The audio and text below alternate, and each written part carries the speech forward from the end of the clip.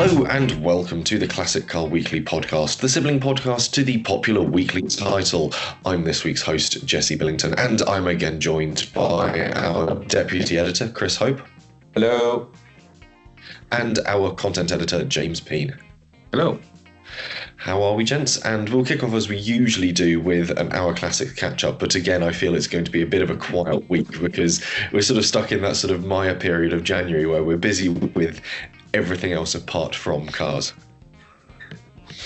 I think everything has been on hold for me recently. I don't want to go too much into family life, but I've had two unwell kids, one after the other sort of thing, and they've kind of sort of sucked all of the free time sort of thing. Well, not really sucked all the free time, just when they're asleep, I need to sleep sort of thing. So had some early beds this week, anticipating sort of 3 a.m. get up. So looks like that's behind us, touch wood. I'm running out of excuses for not doing stuff on the Mini now. I think we're into February. March is just around the corner. I don't know about everybody right now, but it's absolutely hoying it down with rain. It's got to improve. It can't stay like this forever, and I want to use my car when it's when it's stopped. So, I mean, if the rain keeps coming down like this, it's going to be classic ARC Weekly or something ridiculous in the meantime. I mean, James, you're probably even sort of soggier than the rest of us. It's been absolutely tipping it down your neck of the woods. Yeah, Somerset is very much underwater still. So I did look at my car this morning when I did school drop-off and admired the bit I polished was still beaded up, but the rest of it was looking very sorry for itself. But pretty much the same as Chris, like it's just too wet to do anything. And I'm kind of smashing through kitchen renovations at the minute as well. So my plan is get that done, and then I can have some time on the car, get the weekends back. Yeah, unfortunately, I used that excuse late last year as well. And guess what? I'm no further forward. I mean, a mate of mine, we're trying to sort of plan out a weekend to do the suspension on the MG, and it was like, what weekend works for you? And I looked as far forward as the end of June, and I found 4 empty weekends, and I'm like, oh, this is not looking good at all. So maybe either by the start of March, the car will have some fresh suspension, or it could be mid-June by the time it finally gets some fresh suspension. It's going to go one way or the other. They're sort of, that's the time frame I'm working in, which doesn't look great, but I mean, great for event coverage for Classic Car Weekly, I'll say that much, which does lead us nicely into sort of the first talking point I wanted to dive into, because we had the ICE, the International Concourse of Elegance, on in St. Moritz last weekend. It's an event that I'd absolutely love to go to, and I think there's a lot of those that sort of float around, sort of certainly outside the world of Classic Car Weekly, just motoring events that just have always had this allure and appeal. And I've got a bit of a sort of wish list of events and pieces, but I want to know what your guys' sort of dream events to attend are. I mean, I want to talk about this St. Moritz concourse. It just sounds absolute madness. It's levels of money that I just can't fathom. It is absolutely crazy sort of thing. I'm on the website right now, and I've looked at a few bits and pieces on LinkedIn. I have been aware of it before sort of thing, but yeah, just the show reels of just these beautiful ladies in furs and these cars sort of driving sideways on ice. It's just absolute madness. I'd love to sort of go, but I don't think there's a world where I'd ever be able to afford to do it.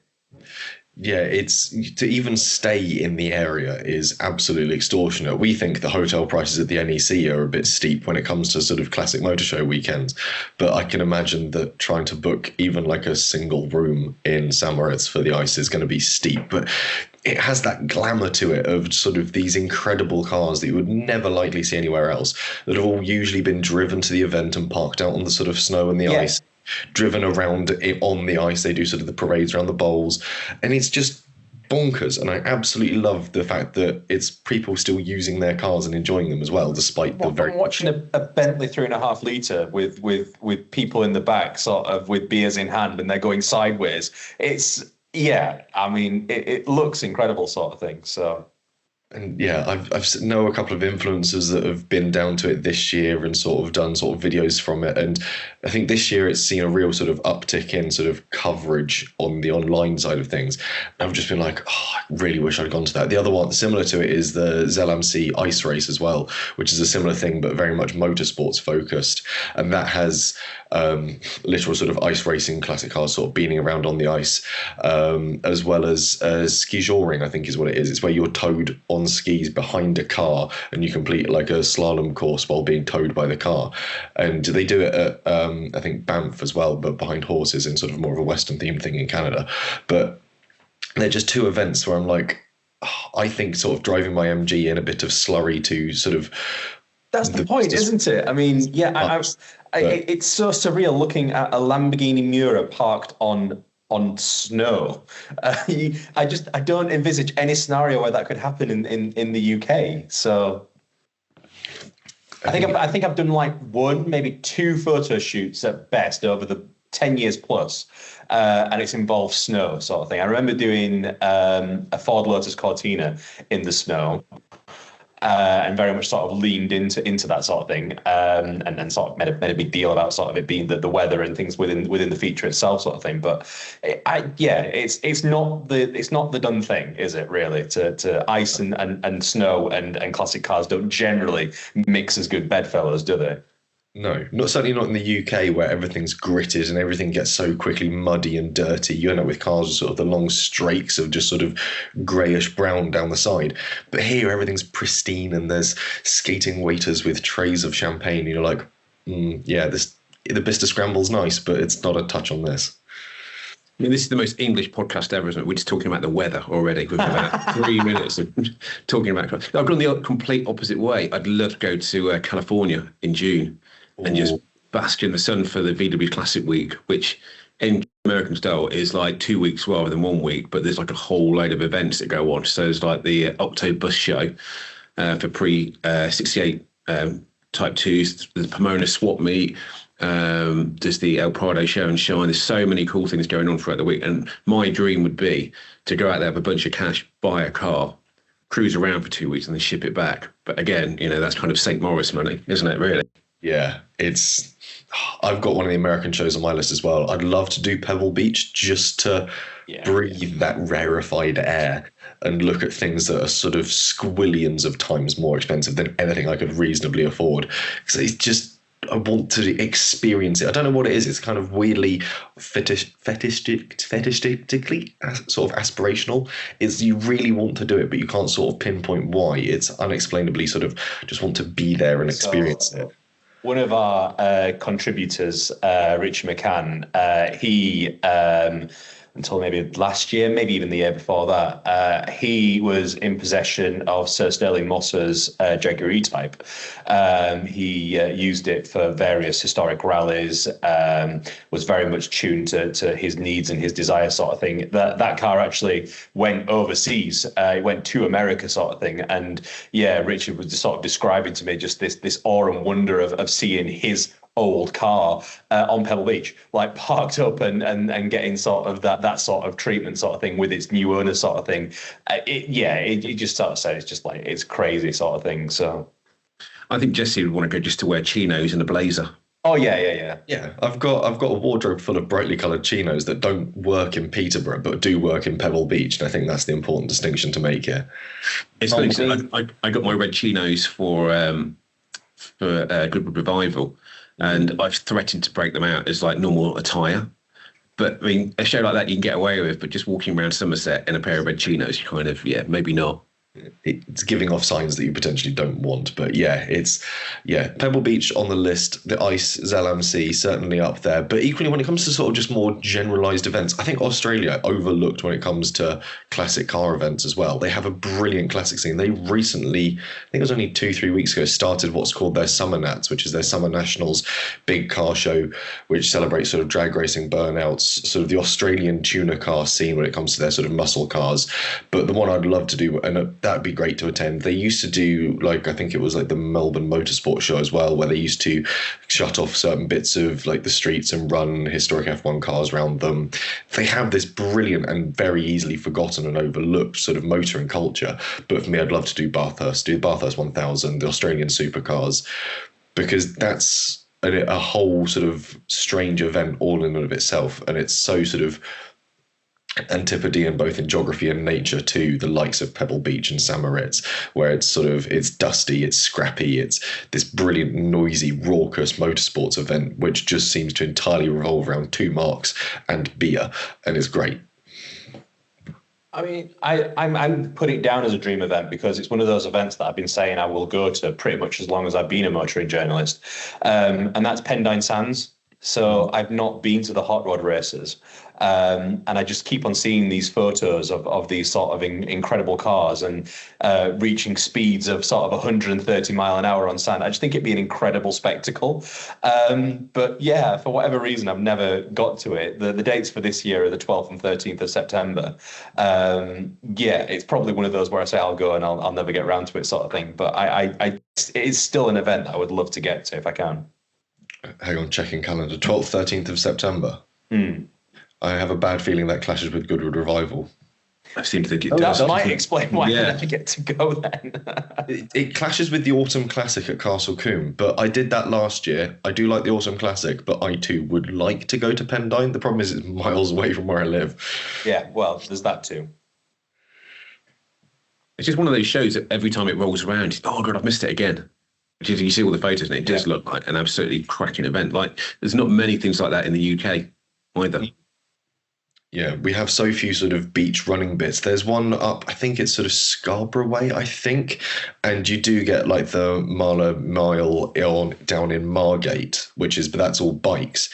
So Pendine is sort of very much this rare thing of sort of classic cars thundering along on the sand, sort of the old land speed record style stuff. And the only other place you can really go for that is your Bonneville Salt Flats. Again, somewhere that as a sort of car freak, I'd loved to go and just sort of be there for its speed week, see the cars running all the different classes, because it's one of those things that, much like some of the sort of classic car shows in the UK we talk about, it has that community to it that I think is so important when it comes to classic cars, is people trading parts, selling parts, helping fix cars, just in this endeavor to sustain and achieve. And I that's always appealed to me, again, probably sort of growing up watching a lot of Roadkill and Hot Rod magazine videos where they were going to Bonneville, they were doing high-speed runs and stuff, and I think it was David Freiberger's high-speed Camaro that they sort of ran there a couple of times. This sort of ambition and the technical nature of it is so fascinating. But then if you wanted a bit of classics on TV, just watch The World's Fastest Indian. That kind of encapsulates everything about Bonneville Speedway, doesn't it? Ignoring the slightly terrible New Zealand accent, but yeah, it's a good film, and again, it's that the community that forms around this idea of just trying to go as quickly as possible is brilliant. So maybe we will do Pendine Sands. I feel like trying to convince our editor to let us go to Pendine is possibly a bit easier than convincing them that we really should send 2 reporters to Pebble Beach. Certainly the transport cost would be a lot less, as would the food bill at the other end of it. But no, there's just so many brilliant sort of events out there that celebrate the car that I think are easily overlooked. And maybe we should each get like our one sort of joker that we're allowed to play across a year and go, I'd like to go and do this event and just play it, no questions asked. Yeah. That's it. There's only I think that's how Nick Larkin ended up with a double-decker bus road test for like a Christmas issue like a decade ago. So he somehow got the mythical sort of Joker card and was able to do it. We should reinstate the Joker card argument either for features or for event coverage. And if sometime in the next 12 months you see Classic Car Weekly coverage from St Moritz, LMC, Bathurst, or Pebble Beach, or maybe Pendine, although I don't really feel like we're stretching the Joker's true breadth if we end up in South Wales. There's I feel that you can really play with it a lot more. But I was going to say, like, Pomona Swap Meet as well is one that I've heard so much about. There's so many of those cool cruise-ins in America that, again, it's the culture. It's trying to experience the classic car culture, but through a different lens that's always attracted. It'd be really interesting to do and just enjoy the atmosphere of them. But anyway, we've spoken about ice, and obviously we've spoken about the weather. it's all a bit wintry, which does tie in quite nicely with the fact that I think possibly if I get this turned around in time, the Winter Olympics opening ceremony will be on this evening, or certainly it is if you're listening to this on the Friday it comes out. Kicks off this week. I want to ask you, the year is 1986. You've just signed a major sports contract that also comes with automotive brand sponsorship. What marque would you love to have as your sponsor and supply you with a car? So I'm sort of thinking back to Man United's class of 92. They all ended up with Honda Preludes and all sorts, or weirdly enough also Alan Partridge in the film Alpha Papa where he has a Kia Optima. You can tell what my weird cultural touchstones are for this, but like sort of you're now a sponsored sports person, you're attending a major sporting event. What vehicle are you turning up in as part of your sponsored package in 1986, crucially? Do you want to go first, James? Yeah, go for it. I've got a couple. Okay, what are you going to go for? What would you, so you sit down with your brand manager and you go, all right, I'll sign it, but I will have. It just depends, really. I mean, am I like a world-class athlete here? Like, if we're playing this game. I mean, I am for my choice. Okay, well, I was thinking maybe I was like, I don't know, the Jamaican bobsleigh team level. But if money was no object, obviously be a Martini livery 911. Yep. Yeah, that's going back to my Transformer days, my favourite stuff. But I think possibly 86, we're talking full Sony era. So I'm thinking like, remember the Dynachron VHS cassettes? They had like a really cool yellow, orange, red, purple stripe on them. Something like that for maybe, I don't know, maybe like a Renault 11 Turbo or Citroen BX GTI would be quite cool. Or if I'm skiing and I need plenty of space, maybe like a Mark 1 Renault Espace. That'd be quite cool. That's kind of a unique choice. I didn't think of it going that way, but yeah, certainly rocking up to the Winter Olympics as sort of part of your team. And yeah, I can see that working really nicely. Quite work well on an Espace, wouldn't it? Yeah. Delivery down the side of an Espace. Yeah, that would be quite a good ski team livery. I like that. Yeah. Chris, which way are you going? If you're now a flying top level tennis player, you're rocking up at the French Open, you're pulling up outside, you're getting out of what car? Well, I'm not. It's not the French Open. You said the Winter Olympics, so I've very much gone along that route. So I don't know what discipline I am, but I'm very, very well thought of because I've managed to swing a deal with Lamborghini. Ooh. So looking at the dates, a certain vehicle made its debut at the Brussels Auto Show in 1986. SUV, V12 engine. I'm going with the Rambo Lambo. I'm going to go with an LM002 and arrive and make sure that I definitely get to the Winter Olympics with no excuses. That's absolutely genius. I like that. I can make sure the team gets there. I can make sure, everybody gets there. So, and yeah, can you imagine start stepping out of that? Well, I'd probably fall out of it rather than step out of it. But yeah, I'd definitely get there, wouldn't I? You'll certainly make it to, where was the 1986? Was there a Winter Olympics in 86 or would that have been a Summer Olympics? 88 was the Winter Olympics in Calgary. Ah. I know this because I bought a bag I saved up for my pocket money and it was all of the, had the Olympic rings on it, had loads of sponsorship on it, and it was like the coolest bag from my childhood I remember. I don't know if it was Adidas or maybe it was a Head bag. That was kind of that era, wasn't it? Head, back in the 80s. Yeah, because 84 was Sarajevo for Winter Olympics. So yeah, it would have then been summer, would have been... Oh no, this was when they still did it all in the same year. They didn't swap it and get them out of sync until a couple of years later. But no, okay, so my ideas from this one. So I was sort of looking through brands, what cars were they launching at about this time? And sort of top flight sports person signing sort of sponsorship from a car manufacturer.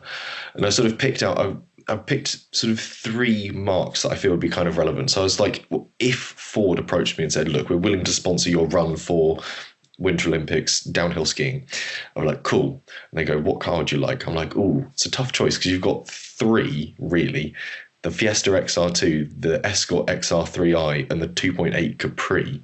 It's now the injection as well, so it's kind of quite peppy. Yeah. If they really like you, though, and again, Winter Olympics, Cosworth Sierra, bit of all-wheel drive. So that was my first choice. Equally, Rover Group was founded in 1986 out of the ashes of British Leyland. So you've got the Mini, the Metro, the 2-litre injection Maestro, the Montego, the 800, a 90 or 110 Land Rover, and the Range Rover Classic is still in production. So that's a bit of a spoil for choice one. But I think for Winter Olympics, you've got to turn up in a Range Rover, really. And then equally, you've signed for Luton Football Club. It's 1986. The new car. You're going Vauxhall then. The new car that lands on your driveway is a Nova Sport. These were technically launched in '85, but they only made 500 of these to homologate them for 1300cc rallying. 13 SB engine, twin Weber 40 DCOE carbs, bespoke camshaft, a replacement rear silencer, and it was a largely stripped out interior. It was like the 911 GT3 RS of the Vauxhall Nova world, and 93 horsepower in a Nova and 112 miles an hour top end with a 0 to 60 and 8.9. This is a peppy little thing. The rest of the Vauxhall line in 1986 is a bit bland. It's the Astra and then a series of sort of rather flat saloons. There wasn't really any of the performance ones yet. So I think if all of a sudden I'm playing sort of fullback for Luton Town in 1986, Nova Sport for me, please. It's a good choice. I don't even know where Luton Town were in 1986. What even league was that? I mean, that's quite a posh sounding car for Luton Town. No offence to Luton Town people, but Luton Town FC. Let's see what they were up to in 1986. This is the show that does its research live on air. History of Luton Town, 1973 present. They were top flight in 82 through 92. They were pretty high. I'm so surprised. yeah.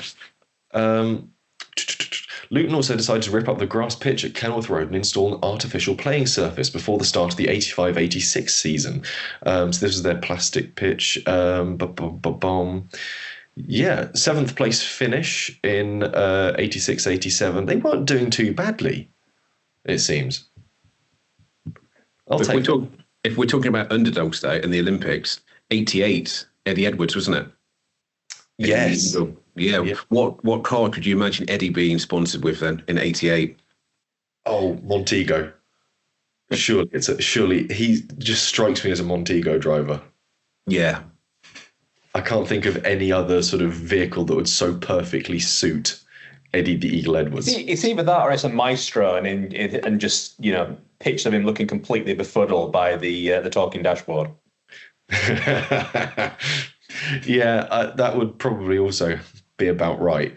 It's one of those things, like if you end up with sort of just this sort of basically given the brochure and told to pick within reason. And yeah, I mean, this sporting events being sponsored by, like Wimbledon was for a long time sponsored by Jaguar, which was fine when they were making something interesting, and now Jaguar don't make anything. I don't know if they still sponsor Wimbledon, but sort of used to walk away with the keys to a new Jaguar as part of your prize money, which was great. But every now and then sort of sports people get sponsored by the most interesting of car brands, and then sometimes you end up with an absolute duffer where you've got to go, I'm now sponsored by BYD. I don't like it. What year was it when Durex was sponsoring motor racing as well? Oh, that was on the Surtees car, because I remember there was a huge outcry because a lot of people threatened to pull broadcasting on it because they're like, we can't broadcast that on television. What was the Durex F1 car? I'm sure it was a Surtees. The Surtees TS19, I was correct with that one. 1976 as well, so 50 years ago. Durex had a sponsorship partner with, it would have been on the Surtees car of that year. And, broadcasters had to tolerate on-car advertising, while in many other sports it was invisible, was essentially one of the lines that came out of that. And, it was certainly a choice. I seem to remember jokes about the Durex car being the fastest on the track for obvious reasons. But also, do you remember when they started blanking out the Marlboro logo in F1? Yeah. Everyone could still tell it was Marlboro. But well, there's so many interesting stories around tobacco sponsorship in Formula One, because obviously West's used to sponsor the McLaren, but then obviously the ban came in for like direct tobacco sponsorship.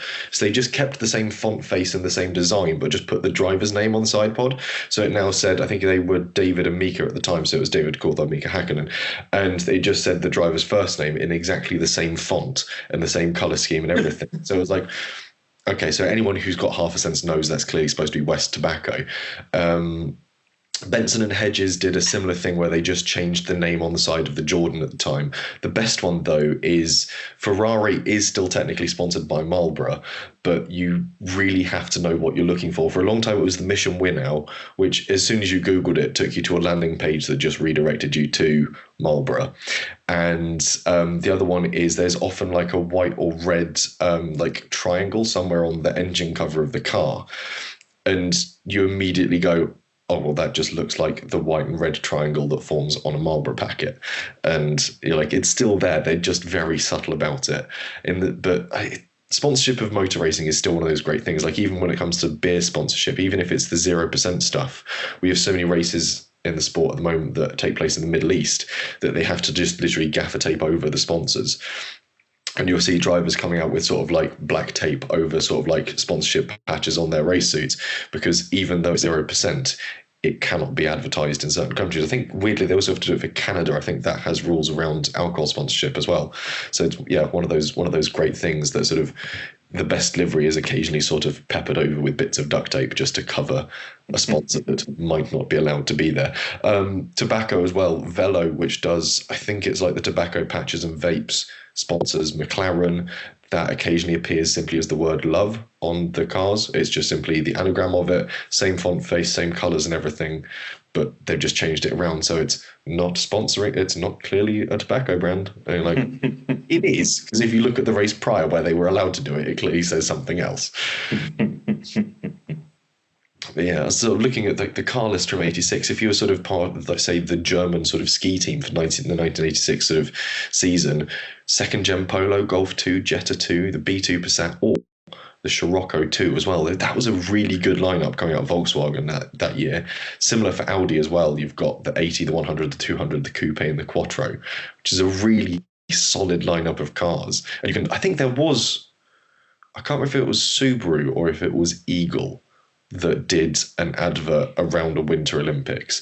Eagle was the sort of forgotten American brand where all of their cars, for no apparent reason, were all-wheel drive. And it was teams getting to a Winter Olympics or like a training session.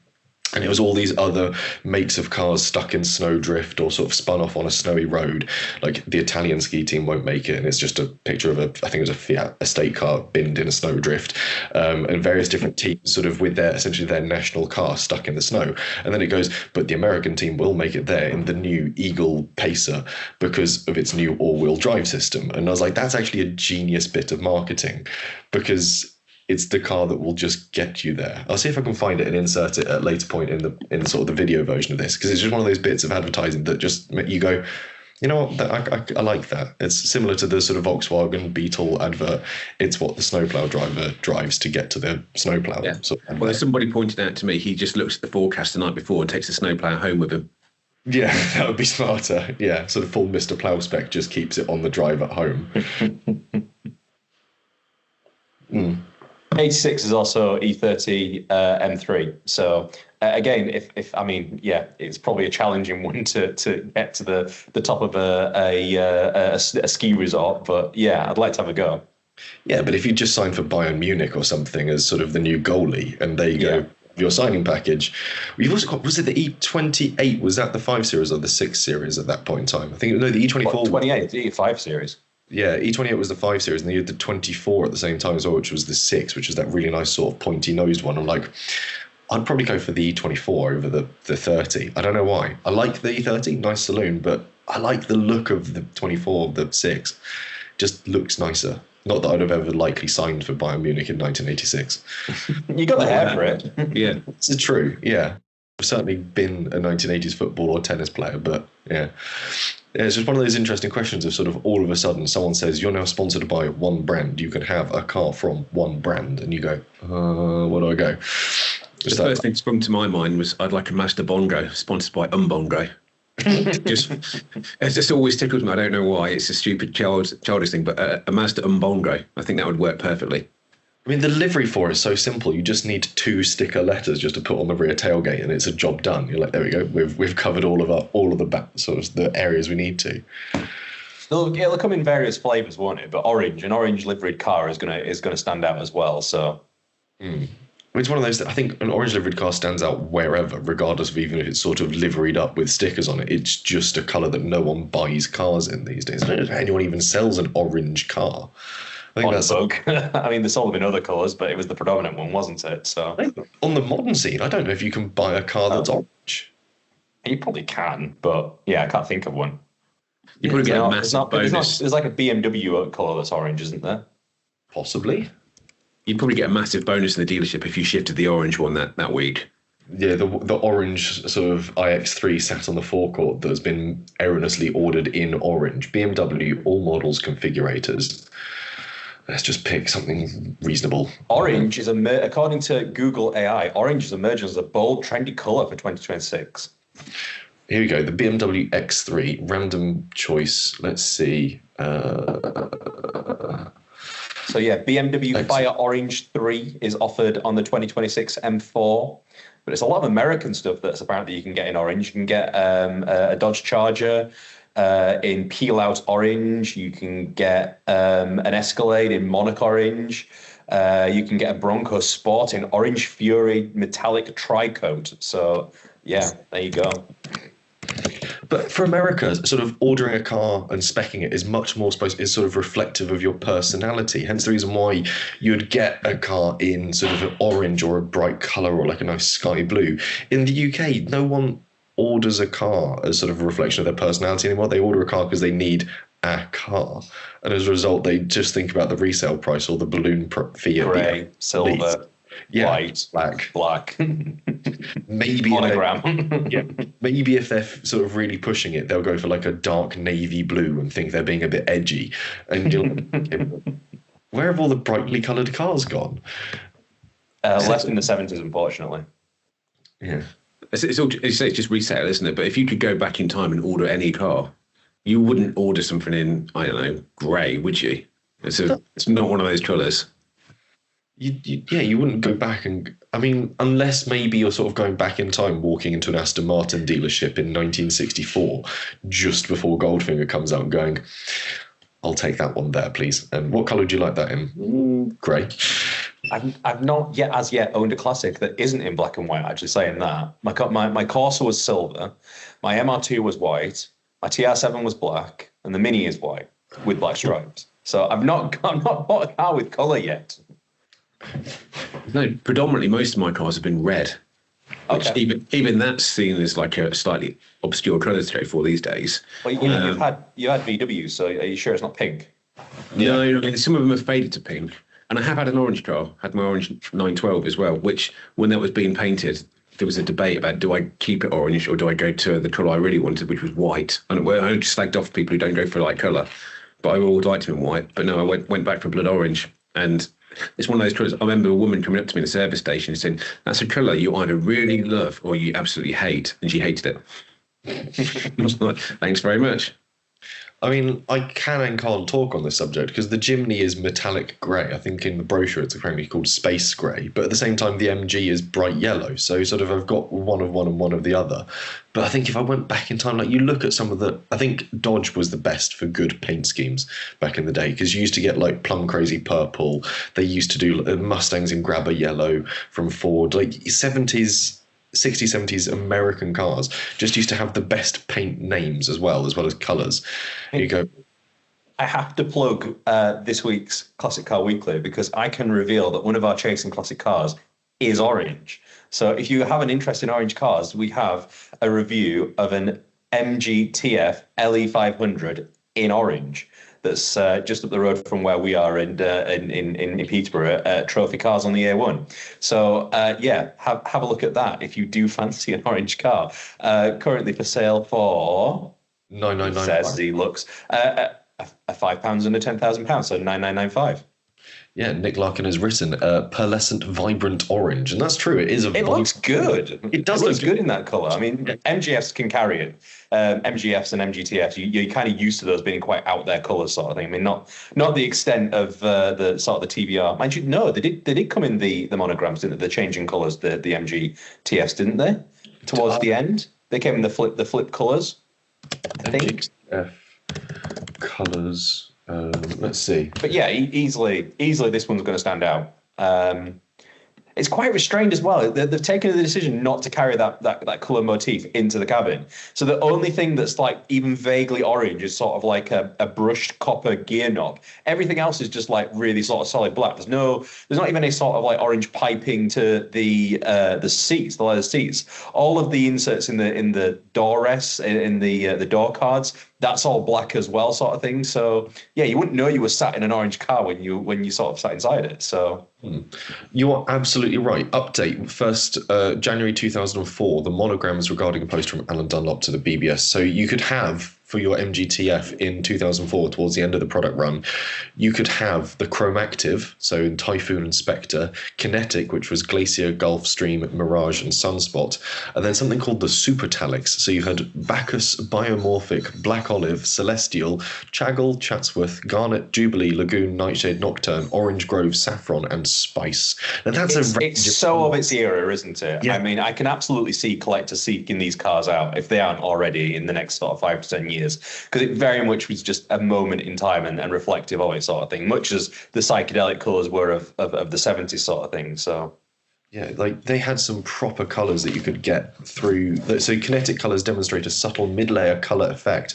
Atmosphere light to mid-blue with gold highlights.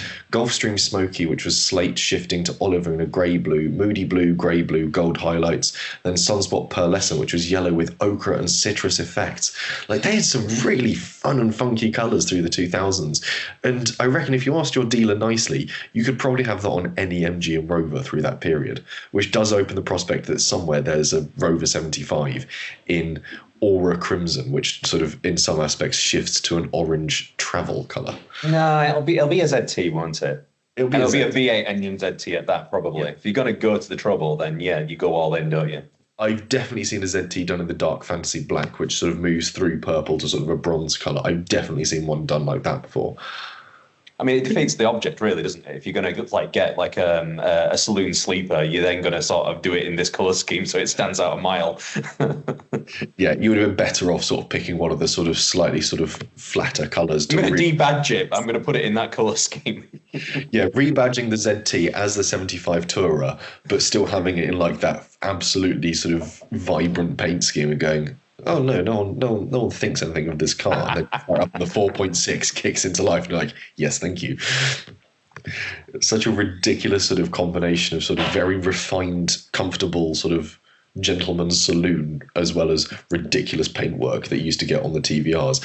Because I know that Ford did a similar one for the Mustang, the S195s, but they were so specific with it. If you had a ding or crashed it or scraped it, someone from Ford used to have to fly out with the paint to where your car was being repaired, mix it up into the spray gun, watch it being applied, and then took any leftover from the spray gun, put it back in their suitcase, and flew back to the Ford HQ, because it was in such short supply, this weird colour flip paint, that they had to literally sort of have a stranglehold on how much of it got used on any one car.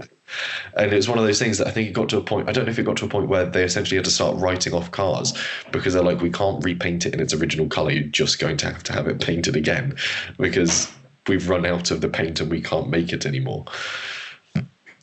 I'll go full Harlequin. Yeah. Keep one decent panel and then that's it. Yeah, you're allowed to retain one panel in the sort of Ford colour flip. Everything else, you're just going to pick something else. It sort of falls into the trap of Wallace and Gromit. They can't make it anymore because no one makes the plasticine. So that's it. They've run out of the plasticine to do Wallace and Gromits with, in the same way they've run out of paint to make exciting Fords with. Did not know that. I did not. You can't end the podcast on that terrible note. No more Wallace and Gromit. That's such a downbeat way to end it. We'll try and find something upbeat then. Let's see what's in the tell us get the listeners to tell their stories about the crazy colours they've painted their cars in and the sort of reaction that they've had to it. So your car is your car. You can do with it what you want. I mean, there's plenty of people like James who didn't buckle and sort of go back to the original. They've made it their own and they're loud and proud. I want to hear those stories. Yeah, your stories on what you've done with your car when it comes colour-wise, if you've ordered something in a fantastic colour or a fantastic livery or had it repainted in such, get in touch, let us know in the comments, write us a letter, write us an email. We'll try and read them out next time round. Equally, latest issue is out now on shop shelves. We've got 100 things to do with your classic this year as well, which was a brilliant feature to put together because it just involves sort of looking through a giant list of things that I want to go to, much like we started the show with sort of events we want to go to. This was just me sort of looking at my short list of things to do this year, and then a few other bits on top. So events, tours, rallies, tweaks to make to your car, adjustments, accessories to fit, and so on. So plenty packed into that one. On top of that, we've got coverage from Retromobile. We sent our roving reporter James Sadlier out to Paris, and he's come back with some brilliant photographs and some great stories. And there's a lot more on top of it, as well as sort of furtherance to the sort of news around car spreading, and a lot more people chiming in actually on the fact that you do feel quite small driving a classic on the modern roads, and people just don't think you're there. So yeah, plenty to enjoy, and of course keep sending in your crap cassettes. I do want to try and sort of spin this into an ongoing series, please. Crap cassettes and terrible tapes, send them into the office. They will get reviewed on the podcast at some point. Otherwise, that's all we've got time for on this week's episode. We'll try and go and do something with our cars for next week. Otherwise, the introduction does get a bit repetitive. I'm not making any promises on that front. I know this weekend I'm not doing. Well, I'm off to a show this weekend. I'm off to the MG and Triumph Spare show at Stanley Park, which doesn't involve actually doing anything to my car. But I'm going to go and watch some ice hockey on Saturday, so complete shake-up of things there. But yes, anyway, that's all we've got time for on this week's podcast. Gents, anything else to add? No, I'm good. Thank you for listening, as always. No, it's always fun to have a relatively car-based-ish chat on a Friday morning. And with that, we'll wrap up this week's podcast. And of course, we'll be back with another issue of Classic Car Weekly next week and another edition of the Classic Car Weekly podcast.